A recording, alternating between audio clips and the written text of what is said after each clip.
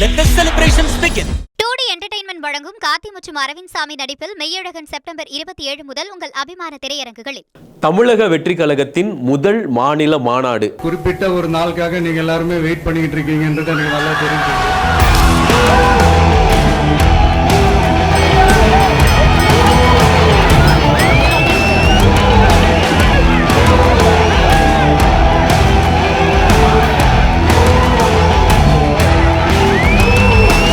என்னங்கடா இவ்வளோ கூட்டம் வந்திருக்கு அப்படின்னு எல்லாரையும் ஆச்சரியப்பட வச்சிருக்கிறாங்க. முக்கியமாக இன்னைக்கு ரொம்ப நல்ல நாள் அப்படின்றதுனால தளபதி 69உடைய பட பூஜையும் நடக்குது. அதே மாதிரி டிவிகே கட்சியுடைய முக்கியமான பந்தக்கால் நடும் விழாவும் நடந்திருக்கு. கிட்டத்தட்ட காலையில் 4 மணிக்கு அதிகாலை 4 மணிக்கு நடந்த இந்த ஃபங்க்ஷனில் ஆயிரக்கணக்கான மக்களும் தொண்டர்களும் அவ்வளோ பேர் வந்திருக்கிறாங்க. முக்கியமாக தளபதி விஜய் அவர்கள் இங்கே வரவே இல்லை.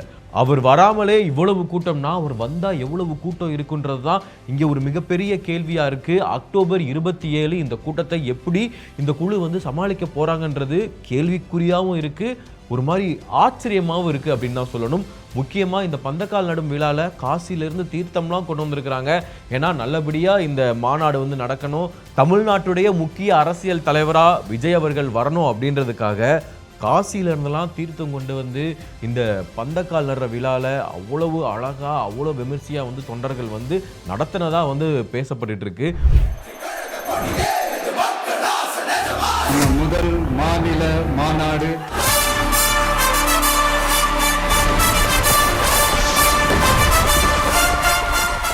இந்த பேரை சொன்னோடனே எல்லாருமே எப்போ நடக்க போகுது, எப்படி நடக்க போகுது, என்னெல்லாம் பேச போறாரு, என்னெல்லாம் நடக்க போகுது அப்படின்னு மிகப்பெரிய ஒரு ஆர்வம் இருக்குது அப்படின்னு தான் சொல்லணும். ஸோ இந்த ஆர்வத்தை பற்றி சொல்லணும்னா சாதாரண பொதுமக்கள்ல இருந்து அரசியல்வாதிகள்ல இருந்து ஏன் தமிழ் சினிமாவில் உச்சத்துல இருந்து இப்போ கீழ்மட்டம் வரைக்கும் இருக்கிற எல்லா கலைஞர்களும் இவர் ஏன் வந்தார், தமிழ் சினிமாவை விட்டுட்டு அரசியலுக்கு போனார் அப்படின்ற ஒரு கேள்வி தான் எழுப்பிக்கிட்டு இருக்கிறாங்க.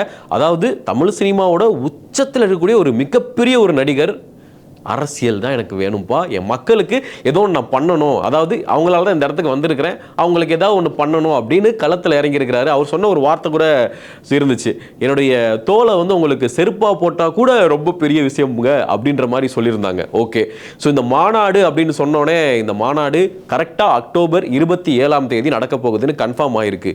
அதுக்கு முன்னாடி செப்டம்பர் 23 நடக்க வேண்டியது ஆகஸ்ட் 22 கொடி வந்து இதுதாங்க நம்மளோட கொடி அப்படின்னு சொல்லிட்டு அறிவிச்சிருந்தாங்க. ஏன் இவ்வளோ பிரச்சனைகள் அப்படின்னு பார்த்தோம்னா பொதுவாக வந்து இந்த மாதிரி மாநாடு நடத்துறதுன்றது அவ்வளவு சாதாரண விஷயம் இல்லை அப்படின்னு தெரியும். அதில் நிறையா வந்து இடம் கிடைக்கணும், இந்த ஊரில் வைப்போமா அந்த ஊரில் வைப்போமான்னு ஏகப்பட்ட டாக்ஸ் வந்து போய்கிட்டு இருந்துச்சு. ஃபைனலாக வந்து ஓகே விக்கிரவாண்டியில் வந்து ஃபைனல் ஆயிருக்கு. இப்போ அந்த லொக்கேஷன் வந்து நம்ம டீம் வந்து போய் பார்த்ததில் வந்து பார்த்திங்கன்னா கிட்டத்தட்ட 200 ஏக்கர் கிட்ட அந்த இடம் வந்து சொல்லியிருக்காங்க. கிட்டத்தட்ட நம்ம கிளாம்பாக்கம் இருக்குது பார்த்தீங்களா, அது வந்து 88 ஏக்கரா. கிளாம்பாக்கத்தை விட டபுள் மடங்குக்கு அதிகமான ஒரு இடத்துல வந்து அந்த மாநாடு நடக்க போகுது. ஏன்னா விஜய் சார் அப்படின்னாலே சினிமா அப்படின்னு சொன்னாலே அவருடைய பட விழாவுக்கு அவ்வளோ கூட்டங்கள் வந்து வர்றதுக்கு வாய்ப்புகள் அதிகமாக இருக்குது. அப்போ அரசியல்னால் பொதுமக்களும் வருவாங்க, தொண்டர்களும் வருவாங்க. அந்த இடம் வந்து எப்படி வந்து ஸ்தம்பிக்க போகுது அப்படின்றது தான் அது மிகப்பெரிய ஒரு கேள்வியாக இருக்குது. அது ஒரு ஆர்வமாக இருக்குது அப்படின்னு தான் சொல்லணும். ஓகே, இந்த இடத்த வந்து இவங்க எப்படி ஹேண்டில் பண்ண போகிறாங்க? முதல் இது வந்து கிட்டத்தட்ட ஒரு ப்ராப்ளம் அப்படின்னே சொல்லலாம். அக்டோபர் 27 எந்த நாள் நமக்கு எல்லாமே தெரியுது. கரெக்டாக தீபாவளிக்கு முன்னாடி ஒரு 3 நாள் 2 நாளைக்கு முன்னாடி தீபாவளி அக்டோபர் 30 வருது. இந்த விக்கிரவாண்டி ரோடு இதெல்லாம் பார்த்திங்கன்னா நம்மளுடைய சென்னையிலேருந்து சவுத் சைடு போகக்கூடிய ஒரு பிரதான ஒரு சாலையாக வந்து இருக்குது.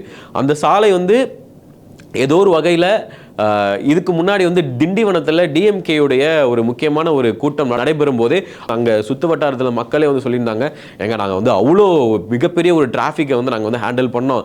ஆனால் இப்போ அக்டோபர் 27 அதாவது தீபாவளி பக்கத்தில் இந்த ஊரில் வந்து அந்த ஊருக்கெல்லாம் போவாங்க, அதை எப்படி ஹேண்டில் பண்ண போகிறாங்க அப்படின்னு ஒரு மிகப்பெரிய ஒரு கேள்விக்குறி இருக்குது அப்படின்னு சொல்லியிருந்தாங்க. ஆனால் இப்போ நம்ம டிவிகே பற்றி சொல்லணும்னா இதுக்கு முன்னாடி நடந்த ஒவ்வொரு மீட்டிங்லையும் அவ்வளோ முன்னேற்பாடு இருந்துச்சு. எப்படி சொல்கிறோம் அப்படின்னு பார்த்தீங்கன்னா இப்போ நம்ம டீம் வந்து மாநாடு நடக்க போகிற இடத்த பார்க்குறதுக்கு முன்னாடி அந்த கட் அவுட்டு அந்த செட்டு என்னெல்லாம் தேவைப்படுதோ அது எல்லாத்தையும் அடுக்கி அடுக்கி அடுக்கி வச்சுருக்காங்க. நம்ம வந்து எந்த அளவுக்கு வந்து அந்த மனுஷன் என்ன பேச போகிறாரு அப்படின்னு சொல்லி காத்திருப்போம்ல, அதே மாதிரி தான் அந்த மக்களும் அதாவது அவங்க தொண்டர்களும் தலைவர் பேச போகிறாரு, நம்ம வந்து என்ன பண்ண போகிறோம் அப்படின்னு சொல்லிட்டு ஃபுல் ஃப்ளெஜ்டாக களத்தில் இறங்கி எல்லாத்தையும் வந்து அலசி இதுதான் நம்ம பண்ண போகிறோம் அப்படின்னு சொல்லிட்டு பிளானிங்கில் வச்சுருக்கிறாங்க. அந்த இடத்த பற்றி சொல்கிறதுக்கு முன்னாடி அந்த விவசாயிகள், அதாவது விக்கிரவாண்டி அந்த அந்த இடம் கொடுத்ததே வந்து விவசாய மக்கள் தான். அவங்க என்ன சொல்லியிருக்கிறாங்கன்னா, நாங்கள் வந்து விவசாயிகள் தான், விஜய் அவர்கள் முதலாக வந்து இந்த மாதிரி எங்கிட்ட வந்து கேட்டிருக்கிறாரு, நாங்கள் இல்லைன்னு சொல்ல மாட்டோம். ஏன்னா தன்னுடைய ரொம்ப பெரிய இடத்த எல்லாரும் சொல்கிறது தான், தன்னுடைய ரொம்ப பெரிய இடத்த விட்டுட்டு இங்கே வந்து எங்கிட்ட கேட்குறாரு அப்படின்னா ஒரு முதல் இடம். ஸோ அப்படின்ற போது நாங்கள் வந்து பாசிட்டிவான விஷயங்கள் கொடுக்கணும். அவர் வந்து விவசாயத்துக்கு ஏதாவது ஒரு நல்லது பண்ணுவார் அப்படின்னு நாங்கள் ஆசையும் படுறோம், நம்பவும் செய்கிறோம் அப்படின்னு ஒரு பாசிட்டிவான விஷயத்தையும் சொல்லியிருந்தாங்க. ஓகே, அரசியல்வாதியாக விஜய் சார் தன்னுடைய முன்னெடுப்பை வைக்கும் போது வந்து பார்த்தீங்கன்னா அவர் வந்து இந்த கலர் சட்டையை விட்டுட்டு அங்கங்கே வெள்ளை சட்டை போட ஆரம்பித்தார். அதே மக்கள் பார்த்துட்டு இந்த மனுஷன் இதுலேயே வந்து நல்லா இருக்காருல்ல, எப்படி இப்போ இவ்வளோ சாமிங்காக இருக்கிறாரு அப்படின்ற மாதிரி நிறையா டாக்கு சோசியல் மீடியாவில் நம்மளை வந்து பார்த்துட்டு நிறையா அந்த மாணவர்கள் மீட்டிங்லேயே அவ்வளோ வைரல் ஆச்சு. இந்த மனுஷன் எப்படி இந்த வயசுல எப்படி இருக்கிறாரு அப்படின்ற ஒரு விஷயம் இருக்குது பார்த்தீங்களா. அந்த பாட்டியம்மா கொஞ்சிறது, குழந்தைங்க கொஞ்சிறது, அதெல்லாம் வந்து அவ்வளோ க்யூட்டாக இருந்துச்சு அப்படின்னு தான் சொல்லணும்.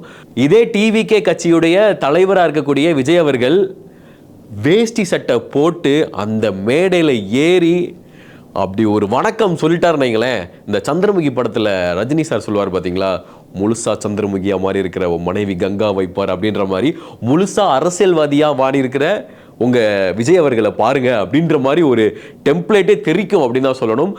அங்கே இருக்கிற மக்கள் எல்லாருக்குமே அது வந்து வேற மாதிரி இருக்கும் ஒரு ஃபீல் அப்படின்னு தான் சொல்லணும். ஏன்னா அவர் வந்து மெர்சல் படத்தில் வந்து வேஷ்டி சட்டை போட்டு அந்த அந்த வீடியோஸ்லாம் செம்ம வைரல். ஏன்னா தமிழர்னா என்னாலுமோ அப்படின்ற அந்த சில விஷயங்கள்லாம் இருக்குல்ல, அதில் அவ்வளோ பாசிட்டிவாக இருந்துச்சு அப்படின்னு தான் சொல்லணும். ஓகே, ஸோ இந்த மாநாட்டில் அவர் என்ன பண்ண போகிறார் அப்படின்ற ஒரு கேள்வி இருந்தாலும் இந்த மாநாடு வந்து பார்த்தீங்கன்னா மிகப்பெரிய ஒரு நிறைய முன்னேற்பாடுகள் நான் முன்னாடியே சொல்லியிருந்தேன். பார்த்தீங்களா, இந்த மாநாட்டுக்காக 33 நிபந்தனைகள் வந்து போட்டிருக்காங்களா. இந்த மாதிரி தான் இருக்கணும், இது மாதிரி தான் கட்டமைப்புகள்லாம் இருக்கணும், இந்த ரூல்ஸை நீங்கள் மீறக்கூடாது அப்படின்னு சொல்லி நிபந்தனைகள் வச்சிருக்காங்க.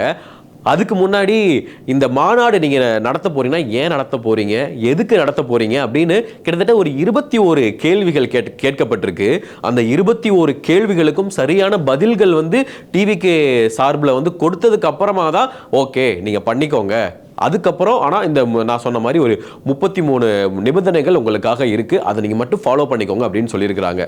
ஓகே, இந்த மாநாட்டோட எதிர்பார்ப்பு ஒரு பக்கம் இருந்தாலும் அங்கே வந்து குடிநீர் வசதியாக இருக்கட்டும், வர மக்களுக்கு சாப்பாடு எப்படி கொடுக்க போகிறாங்க, எல்லாமே பக்காவாக அந்த கத்தி படத்தில் வந்து ப்ளூ பிரிண்ட் இருக்கும் பார்த்தீங்களா. ஸோ இதுக்காக சொல்கிறேன் நான், ரெஃபரன்ஸ்க்காக. அவ்வளோ அழகாக வந்து இங்கே எது வரப்போகுது அப்படின்னு சொல்லிட்டு பக்காவான ஒரு ப்ளூ பிரிண்ட் வந்து பண்ணிகிட்டு இருக்கிறாங்களாம். கிட்டத்தட்ட அந்த நம்மளுடைய அந்த ட்ரோன் காட்சியில் வந்து பார்த்தோம்னா அவ்வளோ பெரிய இடம். அது வந்து கிட்டத்தட்ட ஒரு 200 ஏக்கருக்கு மேலே இருக்க போகிற அந்த இடத்துல அந்த மக்கள் பார்க்கிங்கும் இன்னும் கொஞ்சம் இடம் வந்து வாங்குறதுக்கும் வாய்ப்புகள் இருக்குது. இன்னும் மக்கள்கிட்ட கேட்டுக்கிட்டு இருக்கிறாங்க அப்படின்னும் சொல்லப்படுது. ஓகே, அந்த மக்கள்கிட்ட நம்ம கேட்கும்போது விஜய் வந்து விவசாயிக்கு ஏதாவது ஒன்று பண்ணுவார் அப்படின்ற ஒரு நம்பிக்கைக்காக தான் நான் சொன்ன மாதிரி கன்ஃபார்ம் பண்ணுவார் அப்படின்னு சொல்லிட்டு பேசியிருக்கிறாங்க. ஸோ எல்லாரும் கேட்குற ஒரே ஒரு விஷயம் தான், ஒரு மாநாட்டுக்கு எதுக்கு இவ்வளோ பெரிய கால இடைவேளை, எதுக்கு நான் இவ்வளோ பஞ்சாயத்தை கூட்டுறீங்க அப்படின்னு கேட்கும்போது விஜய் சார் வந்து ஒரு டைலாக் சொல்லுவார், அவ்வளோ சீக்கிரம்லாம் நம்மளை இந்த உலகத்தில் வந்து வாழ விட்டுற மாட்டாங்க, போட்டு ஒரு வழி பண்ணுவாங்க அப்படின்றதுக்கு பார்த்தீங்களா. அரசியலோட முதல் படியிலேயே அது வந்து ரொம்ப அழகாக ப்ரூவ் ஆகிருக்கு. ஏன்னா அது கண்டிப்பாக வந்து ஒரு மாநாட்டுக்கே இந்த அக்கப்போர் பண்ணுறீங்களடா, நான் என்னடா பண்ண போகிறேன் அப்படின்ற ஒரு விஷயம் இருக்குது பார்த்தீங்களா. அப்போனா வந்து நான் இன்னும் நிறையா தயாராகணும் அப்படின்றது அவருக்கு வந்து கன்ஃபார்மாக இதுக்கு முன்னாடியும் தெரிஞ்சிருக்கும். பட் இது வந்து அவருக்கு ஒரு சாம்பிள் பார்த்த மாதிரி தான் இருந்திருக்கும். ஏன்னா அவர் வந்து கட்சியில் உள்ளே வராரு அப்படின்னும் போதும் அவரோட படத்துக்கு முதற்கொண்டு சில ட்ரோல்ஸ்லாம் பார்த்துருப்போம்னு நினைக்கிறேன். அந்த படத்துக்கு அந்த அளவுக்கு ட்ரோல் வரதுக்கு வாய்ப்பே கிடையாது. ஆனால் இது நடக்குதுன்னா ஒருவேளை கட்சி சார்ந்த விஷயங்களும் இருக்குமோ அப்படின்ற மாதிரி நிறைய பேர் வந்து அதிகமாக சோசியல் மீடியாவில் பேசிக்கிட்டு இருந்தாங்க. பொதுவாகவே சலசலப்புகள் அதிகமாக இருந்துச்சு அப்படின்னு தான் சொல்லணும். ஆகஸ்ட் 22ஆம் தேதி இந்த கொடி நாள், அதாவது அவங்க வந்து கொடியை வந்து அறிவித்த காலங்களில் சொல்லியிருந்தாரு, நீங்கள் எல்லாரும் எந்த நாளுக்காக காத்துட்டு இருக்கீங்க எனக்கு தெரியும்ப்பா அப்படின்னு சொல்லுவார் பார்த்தீங்களா. அந்த நாளில் இந்த கொடி எதுக்காக அப்படின்ற ஃபுல் விவரத்தை நாங்கள் சொல்லுவோம்ப்பா அப்படின்னு சொல்லியிருந்தாரு. இது வரைக்கும் நம்ம பார்த்தபடி பார்த்தீங்கன்னா அந்த வாகை மலராக இருக்கட்டும், மத யானைகளாக இருக்கட்டும், ஸோ இது எல்லாமே வந்து வெற்றியை குறிக்கிறது ஒன்று, இன்னொன்று வந்து நம்ம அடிச்சு தும்சம் பண்ண போகிறோம் அப்படின்ற மாதிரி விஷயங்கள் தான் நம்ம வந்து நார்மலாக பார்க்கும்போது இருந்துச்சு. ஆனால் மாநாட்டில் என்னென்ன சொல்ல போறாரு அப்படின்றதுல மிகப்பெரிய ஒரு ஆர்வம் இருக்கு. ஒரு சிலர் வந்து கணிச்சிருக்காங்க இதுதான்ப்பா அப்படின்னு சொல்லியிருக்காங்க. பட் அது எந்த அளவுக்கு உண்மை அப்படின்னு நமக்கும் தெரியாது. அவர் சொல்ற வரைக்கும் நம்ம அதுக்காக காத்திருக்கணும் அப்படின்னு தான் சொல்லணும். இவர் வந்து அரசியலுக்கு வரப்போறேன் அப்படின்னு ஒரு சின்ன ஒரு அறிக்கை வரவுமே ஒருவேளை இவர் வந்து சீமான் அண்ணன் கூட சேர்ந்துருவாரா, சீமான் அவர்கள் கூட சேர்ந்துருவாரா, நாம் தமிழர் கட்சியும் டிவிகேவும் சேர்ந்துருமா அப்படின்னு சொல்லிட்டு ஏகப்பட்ட விஷயங்கள் வந்து கேட்கப்பட்டு வந்துச்சு. சீமான் அவர்களும் நிறைய மேடைகளில் வந்து பேசியிருந்தாங்க.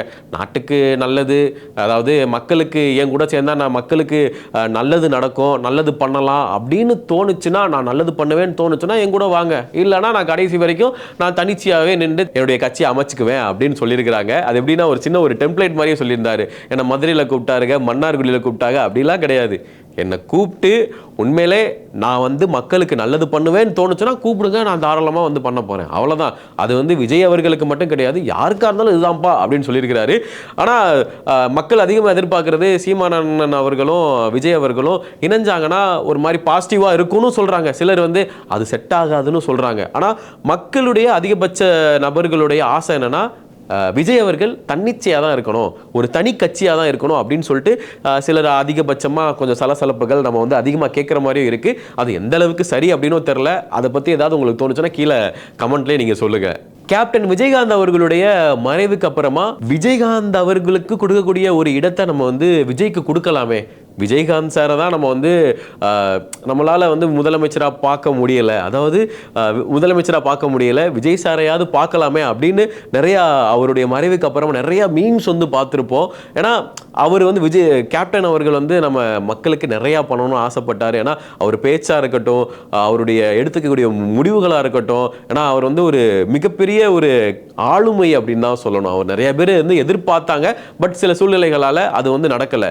அது வந்து விஜய்க்கு நடக்கிறதுக்கு, அதாவது டிவிகே தலைவர் விஜய் அவர்களுக்கு நடக்கிறதுக்கு வாய்ப்புகள் இருக்கா அப்படின்ற மாதிரி சில டாக் வந்து அதிகமாக போய்கிட்டு இருக்கு. அதுவும் இல்லாமல் விஜயகாந்த் சாருடைய அந்த ஒரு பாசிட்டிவான விஷயங்கள் இருக்குது பார்த்தீங்களா, அது வந்து விஜய் சாருக்கு வந்து கிடைக்கிறதுக்கு வாய்ப்புகள் இருக்குது. இந்த செந்தூரபாண்டி படத்தில் வர டைலாக்கும் அதிகமாக அப்பப்போ நிறைய பேரோட ஸ்டேட்டஸ்லேயோ நிறைய ஸ்டோரிஸ்லேயோ ரீல்ஸ்லேயோ வந்து அதை பார்க்கவும் முடியுது. கிட்டத்தட்ட வந்து பார்த்தீங்கன்னா அந்த 18 வயசுக்கு மேலே இருக்கிறவங்க வந்து விஜய் சாருக்கு ஆதரவாகவும் பேசிகிட்டு இருக்கிறாங்க. அது எந்த அளவுக்கு உண்மை அப்படின்றத நம்ம வந்து 2026 தான் பார்க்க முடியுறது தான் நிதர்சனமான உண்மையும் கூட. முக்கியமாக இந்த மாநாட்டின் மூலமாக வந்து பார்த்தீங்கன்னா அந்த பிகில் ஆடியோ லான்ச் எல்லாருக்குமே தெரியும், அவ்வளவு நிறையா பிரச்சனைகளையும் நிறையா சர்ச்சைகளையும் கொண்டு வந்துச்சு. அதே மாதிரி எந்த விதமான சர்ச்சையும், ஏன்னா அது மாநாடு அப்படின்னும் போது அரசியல் சார்ந்த ஒரு விஷயம், ஒரு சின்ன தப்பு செஞ்சாலும் அது வந்து ரொம்ப பெரிய விஷயமா ஆகிரும் அப்படின்றதுனால ரொம்ப நேர்த்தியாக வந்து பிளான் போட்டுட்ருக்கிறாங்க அப்படின்னு சொல்கிறாங்க. ஏன்னா இந்த ஆடியோ லான்ச்சுக்கு அப்புறம் தான் விஜய் சார் அவர்களுடைய பொதுவாக சாதாரண சினிமா சம்மந்தப்பட்ட ஆடியோ லான்ச்சு கூட பெருசாக வந்து அனுமதியே வந்து கிடைக்கலன்னு சொல்லணும். ஏன்னா அந்த ஃபேன்ஸ் வந்து சில விஷயங்கள் நடக்கிறது அதெல்லாம் வந்து ரொம்ப கஷ்டமாக இருக்குது, அது வந்து சோசியல் மீடியாவில் நிறைய வந்து வைரல் ஆகுது, நிறைய பிரச்சனைகளை கொடுக்குது அப்படின்னு தான் சொல்லியிருந்தாங்க. பொதுவாக நம்ம சமூகத்தில் வந்து அதாவது நிறைய பேர் சொல்கிறதெல்லாம் நம்ம கேட்கும் போது என்ன தோணும் அப்படின்னா, அரசியலுக்கு வராங்களாப்பா அவங்க வந்து அப்படி இப்படி அவங்க வந்து காசு இது பண்ணுவாங்க அப்படின்ற மாதிரி தான் அதிகமான டாக் இருக்கும். ஆனால் இவர் வந்து அதிகமாக காசு வச்சுக்கிட்டே, அதாவது நல்லா சம்பளம் வாங்கிட்டு ஒரு படம் ஒரு வருஷத்துக்கு 2 படம் பண்ணார்னா சால்ட்டாக ஒரு 300 கோடி 400 கோடி சம்பாதிச்சுட்டு போய்கிட்டே இருக்கலாம். அப்படி வந்து இருக்கிறவர் இண்டஸ்ட்ரியை விட்டுட்டு அரசியலுக்கு வர்றது அப்படின்ற ஒரு விஷயம் தான் இங்கே மிகப்பெரிய ஒரு பேச்சாவே இருக்குது அப்படின்னு தான் சொல்லணும். அதுவும் இல்லாமல் அவர் அரசியலுக்கு வந்தாருன்னா எந்த கட்சிக்கு வந்து அவர் வந்து ஆப்போசிட் ஆவார், எந்த கட்சிக்கு வந்து இவருக்கு வந்து பாதிப்பு வரும் அப்படின்னு மிகப்பெரிய ஒரு டாக் போய்கிட்டு தான் இருக்குது.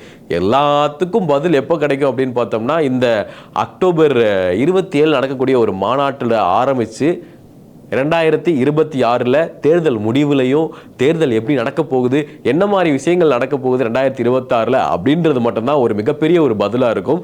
இந்த மாநாட்டுக்கு மட்டுமே நம்ம இவ்வளோ தூரம் பேசுகிறோம் அப்படின்னா அந்த மாநாடு வந்ததுக்கப்புறம் நம்ம என்னெல்லாம் வந்து பேச போகிறாரு, அது எப்படிலாம் வந்து ஒரு கொள்கைகள் இருக்கணும்ல ஒரு கட்சினா, அந்த கட்சிகள் எந்த அளவுக்கு மக்களுக்கு வந்து சாட்டிஸ்ஃபை ஆக போகுது, அது உண்மையிலே மக்களுக்கு வந்து ரொம்ப பிடிக்குமா பிடிக்காதா, அதுக்கு அவர் என்ன இப்படி ரிப்ளை பண்ண போகிறாரு அப்படின்ற ஒரு விஷயம் இருக்குது பார்த்தீங்களா, அதுதான் இங்கே மெயினாக இருக்குது. அதுவும் இல்லாமல் ரீசெண்டாக வந்து பார்த்தீங்கன்னா விநாயகர் சதுர்த்திக்கு அவர் வந்து விஷ் பண்ணலைங்க, ஆனால் மலையாளம் ஓணத்துக்கு விஷ் பண்ணியிருக்கிறாரு. இந்த மாதிரி சின்ன சின்ன விஷயங்கள்லாம் வந்து பார்க்கும்போது நமக்கு, அதாவது நார்மல் ஆடியன்ஸ் வந்து டே இதெல்லாம் என்னடா இருக்குது, டே அவருக்கு நாட்டுக்கு நல்லது பண்ணணும் அப்படின்னு வர எதுக்குடா எப்படிலாம் போட்டு திணிக்கிறீங்க அப்படின்ற மாதிரி நிறைய டாக்கோ வந்து போய்கிட்டு இருக்கு அப்படின்னு தான் சொல்லணும். மொத்தத்தில் இந்த அக்டோபர் 27 என்ன நடக்க போகுது அப்படின்ற ஒரு மிகப்பெரிய ஒரு கேள்வியும் ஆச்சரியமும் எப்படி சொல்றது ஒரு ஆர்வமும் தான் மொத்த தமிழ்நாட்டுக்கே இருக்கு அப்படின்னு சொல்லணும். அந்த ஆர்வம் உங்களுக்கு எந்த அளவுக்கு இருக்கு, அவர் என்னெல்லாம் பேசுவார்னு ஏதாவது ஒரு யூகிச்சு வச்சிருந்தீங்க அப்படின்னாலும் சரி, அவருக்கு உங்களுடைய சப்போர்ட் ஒரு நடிகராகவும் ஒரு அரசியல்வாதியாகவும் அவரை பத்தி நீங்க என்ன நினைக்கிறீங்க அப்படின்றதையும் கீழே கமெண்ட் பாக்ஸ்ல போட்டுருங்க. நன்றி, வணக்கம். தித்திக்கும் தீபாவளி எண்ணம் போல் வண்ணங்களுடன் கொண்டாட சென்னை சில்க்ஸ் ஆடைகளுடன் let the celebrations begin. 2D entertainment வழங்கும் கார்த்தி மற்றும் அரவிந்த் சாமி நடிப்பில் மெய்யழகன் செப்டம்பர் 27 முதல் உங்கள் அபிமான திரையரங்குகளில்.